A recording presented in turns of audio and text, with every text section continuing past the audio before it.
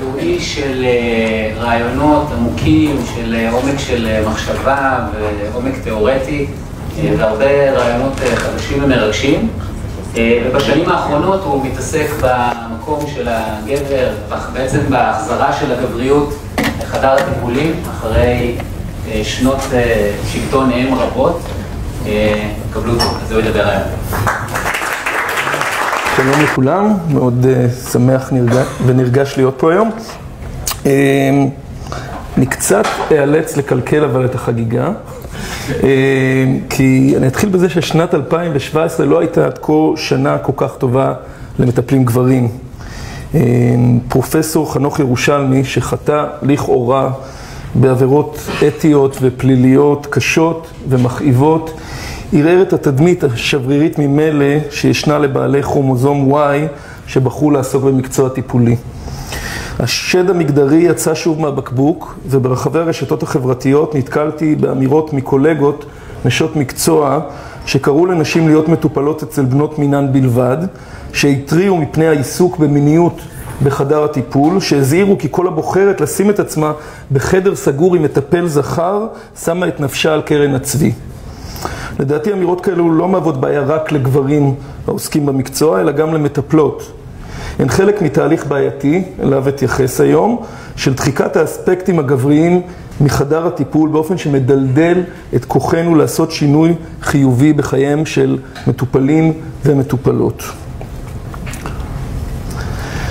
בפסיכואנליזה הקלאסית, לאור ההנחה הבסיסית כי אנליטיקאי הוא מסך חלק המשמש בפשטות כמראה לעיוותי העברה של המטופל, תשומת לב למגדר של המטפל נתפסה כמיותרת. המעבר בתיאוריה הפסיכואנליטית לפסיכולוגיה של שני אנשים הביאה לבדיקה מחדש של מגדר המטפל כמשתנה שיכול להיות לו איזושהי השפעה בטיפול. שפירו למשל עם אלו הסבורים כי למגדר של המטפל או המטפלת יש השפעה על תפקודו או תפקודה בחדר הטיפול. היא מאמינה כי לנו המטפלים, כמו לכל יתר בני האדם, יש היסטוריה ארוכה של חוויות תואמות מגדר או בלתי תואמות מגדר, שלובו בסנקציות חמורות יותר או חמורות פחות מצד הסביבה, והשפיעו על האופן שבו אנחנו חיים עם המגדר שלנו, על התפיסה שלנו לגבי מה מגדיר נשיות ומה מגדיר גבריות, ועל המידה שבה אנחנו מרגישים גברים או נשים אמיתיים. לדבריה אנחנו לוקחים את ההיסטוריה הזו שלנו לכל מקום, וכמובן גם למפגשים עם המטופלים שלנו. נקודה נוספת שהיא מדגישה נוגעת להבדלים הרגשיים שמיוחסים למגדרים השונים, הרבה פעמים באופן סכמטי ובינארי. לדעתה המגדר שלנו נכנס לחדר הטיפול גם דרך הניסיונות המאומצים שלנו לשמר ולדבוק בזהותנו המגדרית, להתעקש כי אני אישה או אני גבר. היא סבורה שניתן לראות בזהות המגדרית מערכת של עצמי כוזב, הנוצרת ומשתמרת על ידי פיצול. קרנברג חושב גם הוא שרבים מההבדלים ברגישות המיוחסים לגברים ולנשים נקבעו תרבותית ונופחו מסיבות אידיאולוגיות, ושהרעיון של פרויד לגבי דו-מיניות בסיסית הנובעת מהזדהות עם שני ההורים משתקפת בקשת הרחבה של תהליכים הזדהותיים המספקים רגישויות ותכונות גבריות ונשיות למטפלים ולמטופלים משני המינים. הנחת העבודה שלי בכל אופן, כמו זו של רבים וטובים לפניי, היא שאספקטים גבריים ונשים מתקיימים בכל אינדיבידואל, בלי קשר לאנטומיה שלו או לזהותו המגדרית. אני אנסה כעת לתאר את האספקטים האלו ולהבחין ביניהם. פילוסופים סינים קדמונים התייחסו לשינויים כנובעים מהטבע הדואלי של כל הדברים ומהאינטראקציה בין שני האספקטים המשלימים שלהם. האין, האספקט הנשי, האפל, הרצפטיבי, והיינג, האספקט הגברי, הבהיר והאסרטיבי. כל אחד מהאספקטים האלו זקוק לשני כדי להגדיר את עצמו ומגשים את עצמו על ידי הגשמת האחר. באופן דומה, פיזיקת הקוונטים מסבירה שינויים כתוצאה של תנודות בין שני אספקטים שמהווים את הקיום ברמה הבסיסית ביותר שלו, הסאב-אטומית, החלקיק והגל. החלקיק, שאפשר לראות אותו כמייצג את האספקט הגברי של הנפש, הוא מוצק ובעל צורה, זהות ומיקום, ואילו הגל, שאפשר לראות בו כמייצג את האספקט הנפשי של הנפש, הוא פוטנציאל עם מספר לא מוגדר של אפשרויות למימוש. מקוויליאמס מבחינה בהקשר הטיפולי בין עמדה אנליטית אימהית של התמסרות, devotion, כזו שמייצגת זמינות רגשית, קבלה של המטופל ונכונות להיות איתו במערכת היחסים כל עוד הוא נזקק לנו, המטפלים, לבין עמדה אנליטית הבאית של יושרה, אינטגריטי, כזו שמייצגת יכולת לעמוד לבד, להתעקש על בחינה עצמית, כנה ולהכיר באמיתות כואבות.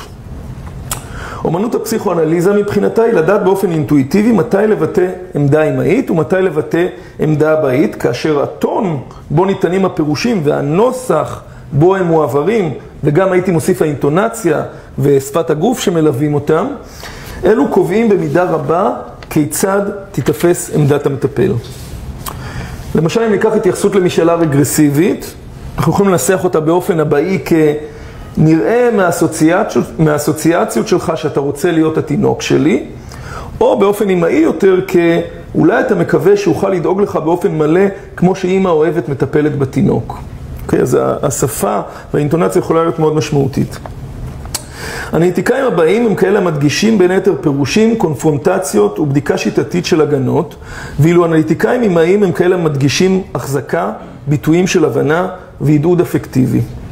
לדברי מקוויליאמס, מטפלים הבאים תופסים את מטופליהם כאינדיבידואלים פעילים, המחיים שוב ושוב מחדש בחזרה כפייתית את הדילמות הלא מודעות שלהם. לעומת זאת, מטפלים אימהיים נוטים לתפוס את מטופליהם ככאלו המגיבים לכשלים הוריים, ורואים בהם בעצם אינדיבידואלים פגועים שזקוקים לתשומת לב לפצעים שלהם לפני שיוכלו להמשיך את תהליך ההתפתחות. מטפלים הבאים מדגישים גם את חשיבות הגבולות והמומחיות של האנליטיקאי, את חשיבות ההימנעות מהעברה נגדית מזהמת, דחיית סיפוקים דכפיים וגירוי של התפתחות האגו, בעוד שמטפלים אימהיים מדגישים לדבריה את גמישות הטכניקה, את האינטואיציה, את היכולת להבנה עמוקה באמצעות תגובות העברה הנגדית, ואת הפונקציה של האנליטיקאי כאגו מסייע. נראה לי שהשילוב הדיאלקטי בין האינג והיאנג, בין החלקיק לגל, בין האבאי והאימהי, הוא חיוני אם אנחנו רוצים להוליד שינוי אמיתי וארוך טווח אצל המטופלים שלנו. אבל למרבה הצער, האספקטים הגבריים הבאים עברו לדעתי עם השנים תהליך של הדרה, או אם תרצו דיסוציאציה, והמקום שלהם בתיאוריה ובטכניקה הפסיכואנליטית הלך ונעלם. הדרה זו של הגבריות והאבהות קשורה לדעתי בפמיניזציה שעברה הפסיכותרפיה בכלל והפסיכואנליזה בפרט. ולפני שאני אתייחס לתהליך הגלובלי הזה, הייתי רוצה לחלוק קצת מחוויית הפמיניזציה הפרטית שלי. את ספסל הלימודים במגמת הפסיכולוגיה הקלינית חלקתי עם 9 נשים צעירות, בלי אף סטודנט אחר באופק. על אף שבהתחלה הרעיון שיהיה זכר אלפא, גבר יחיד וחסר מתחרים קסם לי, מהר מאוד גיליתי שהפנטזיות על ארמון משלי היו חסרות שחר. תוך זמן קצר מצאתי את עצמי חש כמי שנושא על כתפיי את העולם הגברי כולו, ובחווייתי שימשתי מושא להשלכות רבות מהן די שליליות של חברותיי ללימודים. לא פעם נדמה היה לי כי אני נתפס על ידי עמיתותיי כלא רגיש, לא אמפתי, תוקפני וכהנה וכהנה סטריאוטיפים. להבנתי הביטחון היחסי שלי ביכולותיי הטיפוליות פורש לעתים כיעיר ושחצני, והוא שראו בסירוב שלי לבכות בפומבי כרדידות רגשית או כקשיחות גברית טיפוסית. באותם ימים התחלתי את ההכשרה המעשית שלי בתחנה לטיפול בילדים ונוער, והתחנה הזאת התאפיינה ברוח נשית מאוד חזקה, שהתבטאה יותר מהכל בשיח שאפיין את הישיבות בתחנה, כמו גם את שיחות החולין במסדרונות. מצאתי את עצמי נבוך מהדיבורים האינסופיים, המטאפוריים, כמו גם הקונקרטיים, על השדיים והרחם, מרגיש כאילו נקלעתי בטעות לשיחת בנות. לקראת סופה של שנת הלימודים הראשונה, הרגשתי חבות ומרות, כמי שניסו לסרס אותו עם מספריים, שלב אחד שלהם הוא פסיבי והשני אגרסיבי. עלה בראשי אז דימוי ויזואלי שחלקתי עם מדריכתי באותה עת, דימוי מתוך הסרט הדייר של רומן פולנסקי. בסרט עובר פולנסקי, להלן הדייר, לדירה בבניין משותף בפריז, שבו חיים שכנים מוזרים. הוא מחליף את הדיירת שלפניו, אשר בתחילת הסרט אנחנו נחשפים אליה מגובסת מכף רגל ועד ראש ומבועטת, ולמדים שהיא קפצה מסיבות לא ברורות ממרפסת הדירה אליה הוא עומד לעבור.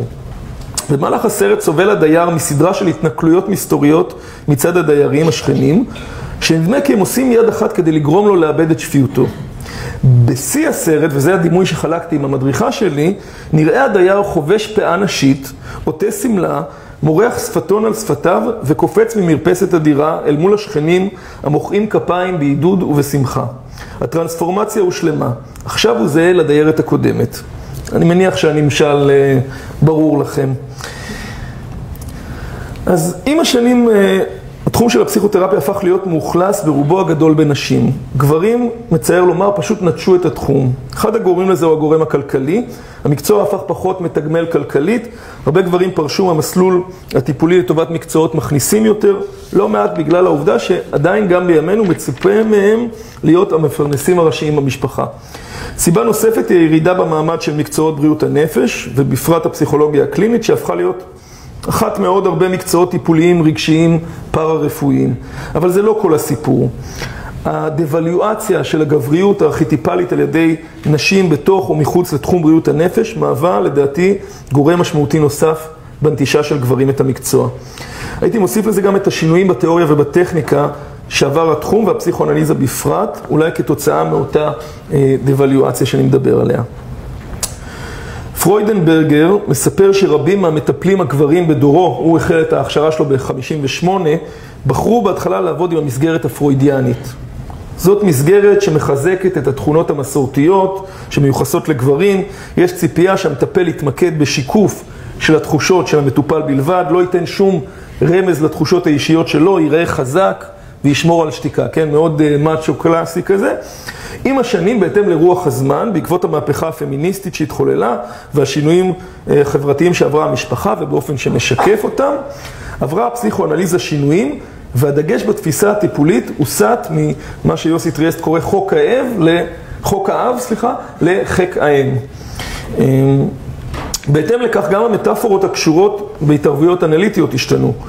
אם פעם האנליטיקאים הקלאסיים השתמשו בשפה של התגנבות, אלימות וכיבוש, אז כמובן השפה הזאת השפיעה על האינטראקציות בין המטפלים למטופלים, שהיו בעיקר מטופלות, והאינטראקציות התאפיינו באופי פטרנליסטי, והעליונות והדומיננטיות של האנליטיקאי הודגשו לעומת הנחיתות והכניעות של המטופל או המטופלת.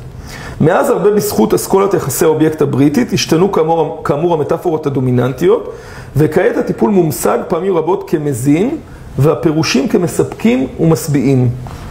נדמה לי שהמטוטלת נעה בקיצוניות והשפה הפטרנליסטית הפכה מטרנליסטית. חדר הטיפול אינו עוד מעבדה או חדר ניתוח, אלא רחם חלופי או סביבה מאפשרת.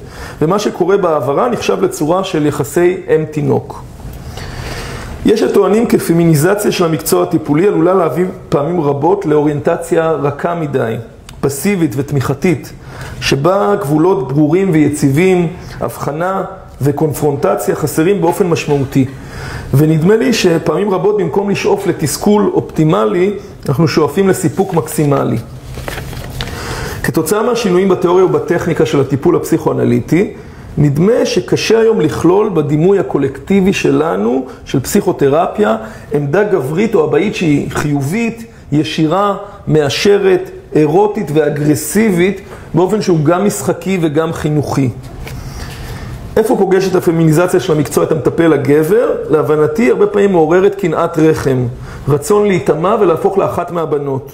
ואולי כמיטב מסורת התחרותיות הגברית, רצון להיות יותר אמאי מאמא.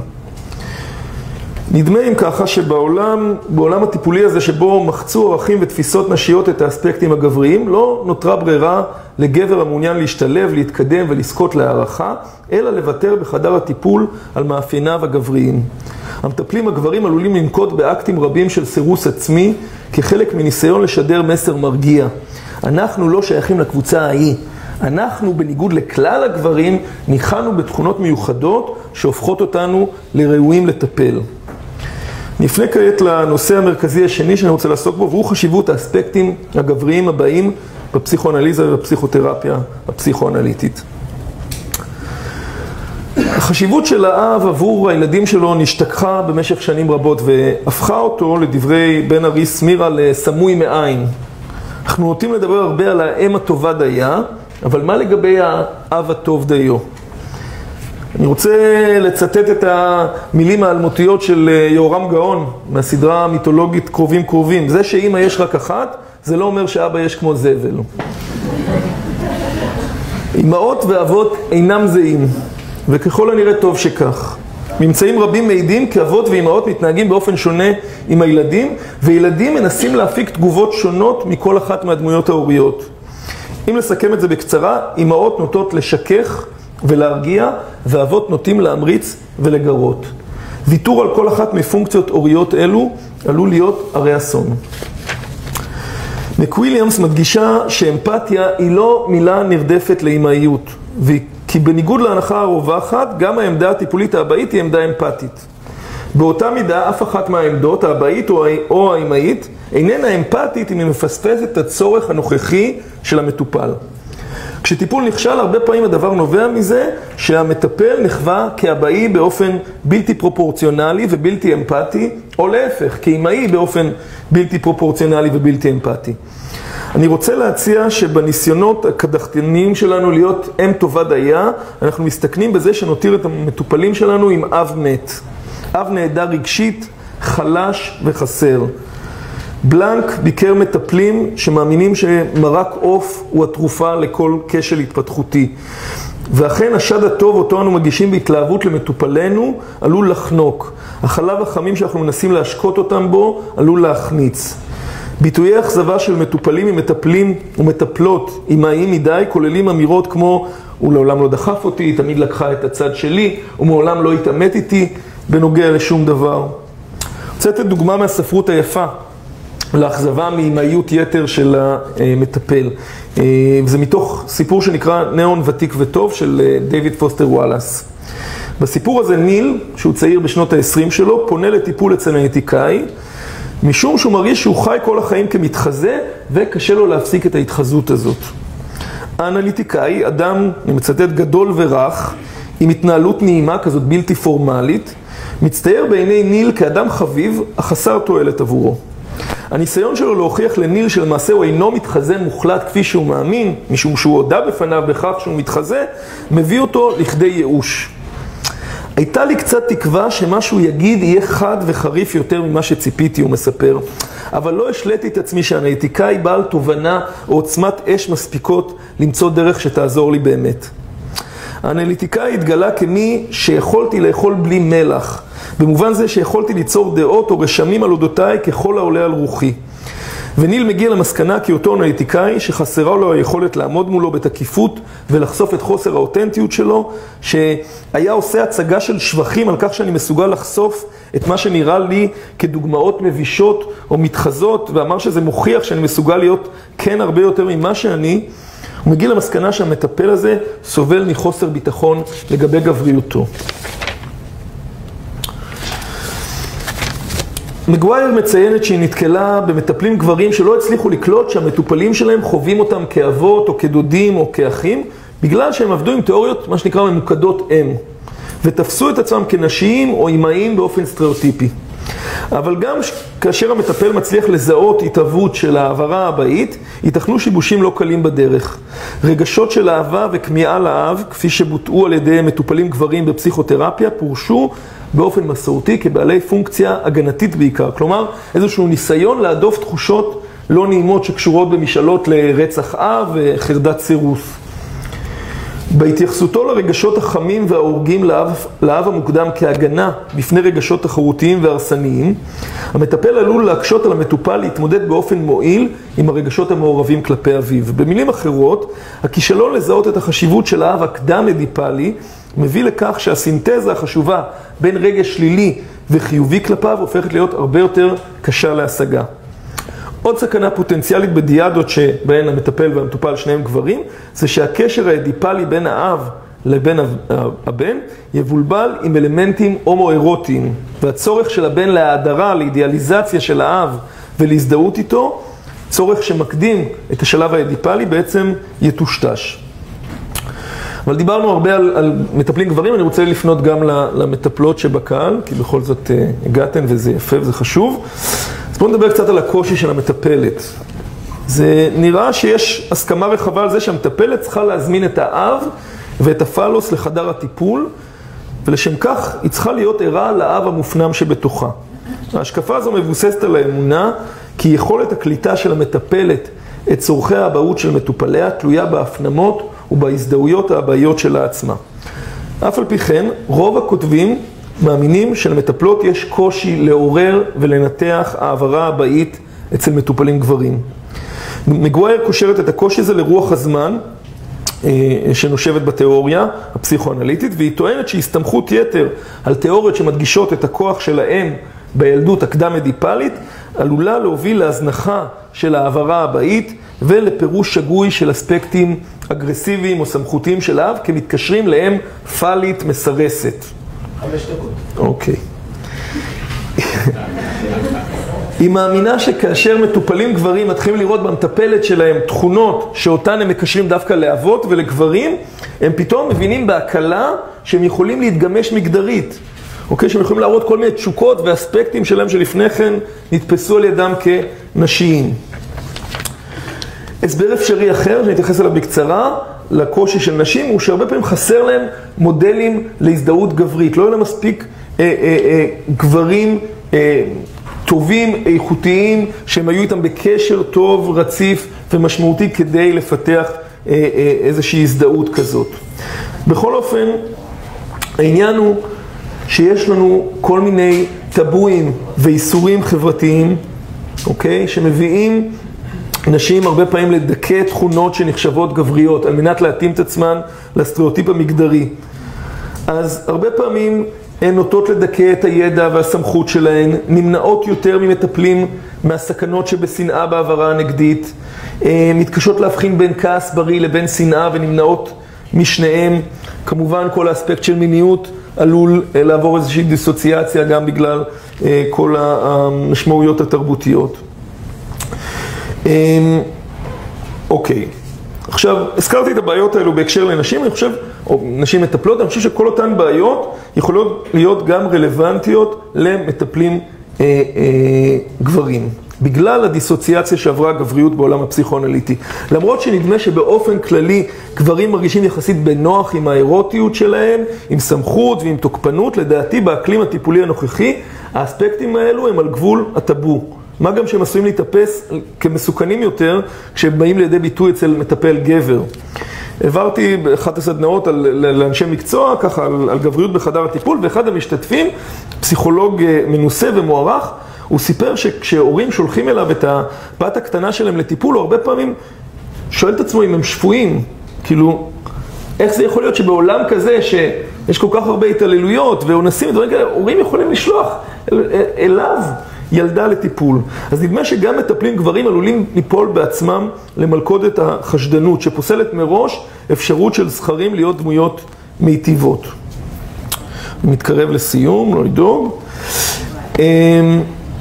מקוויליאמס מאמינה שמטפלים אפקטיביים משלבים תמיד בין אלמנטים הבאים ואימהיים, גבריים ונשיים. היא נותנת כדוגמה את פרויד. פרויד, ככה מהכתבים שלו מצטייר דימוי מאוד אבאי כזה, סמכותי, הוא מתאמת, הוא מזלזל במשאלות של המטופלים להתמזגות, אבל דווקא במטופלים שלו הוא הותיר הרבה פעמים רושם של מטפל חביב וסימפטי.